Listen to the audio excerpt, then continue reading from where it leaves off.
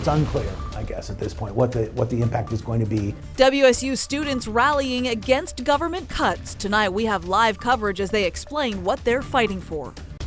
Quick round of rain tonight, maybe a stray rumble of thunder, but tomorrow it's all about the sunshine as temps climb back to near 60 degrees.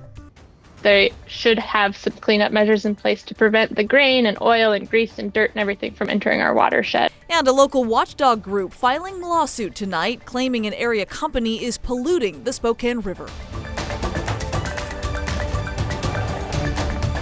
Good evening, everyone. Thank you for joining us here on KREM 2 News at 5. I'm Whitney Ward. Mark is off tonight. We are tracking two big stories at this hour from college campuses across the area as they are dealing with cuts from the federal government at some schools and the deportation of students from others. Tonight, we are covering both angles.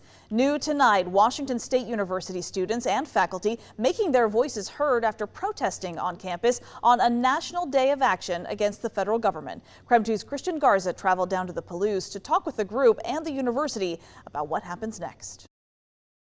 Well, dozens of people gathered here at Glen Terrell Mall at WSU to use their voice and speak up against the potential funding loss of research, healthcare, and education, both state and nationwide. Academic Student Union UAW 4591 spent National Day of Action organizing a Kill the Cuts protest in an effort to shed a light on cuts that not only impact students at the university, but the country as a whole. In solidarity with over 35 other demonstrations across the country, protesters had signs saying things like "No funding, no finding," and "Science trumps hate." People chanted and took turns with the megaphone to share how losing this funding would negatively impact them. WSU grad student Bronwyn Valentine even going as far as saying this potential loss of funding could have a domino effect and impact people's quality of life. Do not be silent. History remembers the complacent, it remembers the passive. So if you don't want to be the one being judged in the future, act now. We reached out to Republican Congressman Michael Baumgartner. His office sent KREM to a statement saying in part, quote, "We should be cutting waste, but in a targeted, thoughtful way," end quote. Well, coming up tonight, we hear from WSU directly about the potential funding loss and what it means for the university moving forward. In Pullman, Christian Garza, KREM 2 News.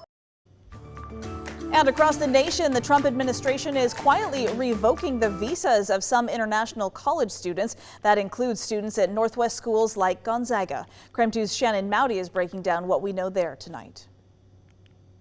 Letter Monday, Gonzaga President Thane McCullough announced the federal government revoked visas for two of GU's international students. As many universities are now reporting, they're stumbling on these discoveries without any heads up from the government. From California to Arizona, was a violation of the Constitution. Minneapolis to Spokane, international student visas are being canceled. Many of these revocations done without the federal government alerting the school. That was the case at Gonzaga, according to President Thane McCullough. In a letter sent Monday, he announced two international students' records were wiped and visas revoked, a change only discovered during a regular review of a federal database. Gonzaga leadership declined an interview Tuesday, saying the letter serves as its statement for now. GU didn't give a reason for the revocations, if there is one, citing student privacy. But the Trump administration has been pretty clear why some of these revocations are happening. We have a right to deny your visa. I think it would make sense to deny your visa. We're going to err on the side of caution. We are not going to be importing activists into the United States. They're here to study. They're here to go to class. They're not here to lead activist movements. In a January executive order, President Trump stated he'd revoke visas of all students who protested against Israel and the war in Gaza. Free Palestine! Gonzaga students and faculty held several pro-Palestinian protests last year. GU isn't the only Northwest school to see student visas canceled. 9 University of Washington students and recent grads had their legal documents pulled, according to UW, due to immigration status violation. UW said no additional details were provided, but said there's no indication these cancellations were due to activism. There are reports tonight at least 2 University of Idaho students in the country for school have also been impacted, but U of I did not return our request for information Tuesday. And tonight we have just learned a post-grad student at Washington State University had their visa revoked, according to a university spokesperson, but they say that student chose to leave the country in December. Eastern Washington University says it is checking its student records on the database daily. So far, no current students have been affected. Shannon Mowdy, KREM 2 News. Shannon, thank you very much. All right, another cloudy day today. Rain expected this evening, but Jeremy's outside and he swears that sunshine is on the way. Jeremy, I bet you wish you had sunshine right about now. I do, Whitney, especially because I'm not an umbrella guy. I'm not. I just have a suit on and it is raining out here and I feel weird. This doesn't feel right, doesn't feel natural. So let's do this so I can come back inside. All right, when it comes to our overall weather pattern, we do have some scattered showers moving through this evening. Those scattered showers are moving thanks to a low sitting off the coast. As that low pushes moisture toward us, we're seeing our first wave move through. That wave is hitting us here in eastern Washington, now moving into North Idaho. Here in Spokane, we're about on the backside of this. Hopefully by the 6 o'clock hour, I'm standing out here going, yes, it's a pleasant break in the action, but temperatures are going to drop quite a bit on the backside of some of this moisture. Putting it in motion, you can see, seriously, by 7 p.m., we will see a little bit of sunshine here in Spokane. Up in Deer Park, maybe not necessarily the case. A little bit of rain coming down there and in Chewelah. Idaho, you're going to hang on to it a little bit longer. It's just the nature of the beast in a pattern like this.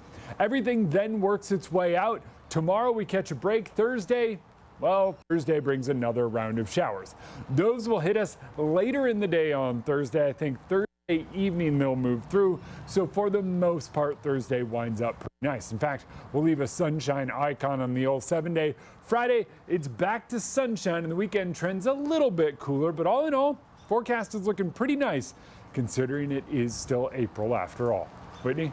All right, Jeremy, come on inside. Thank you.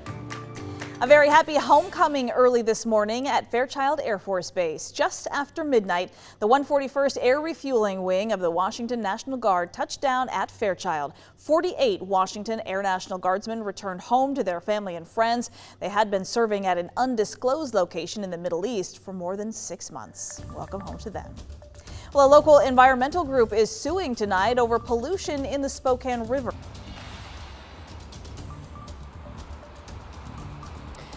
The Spokane River is suing this mill behind me that is owned by Purina and Land O'Lakes. We are having all that after the break.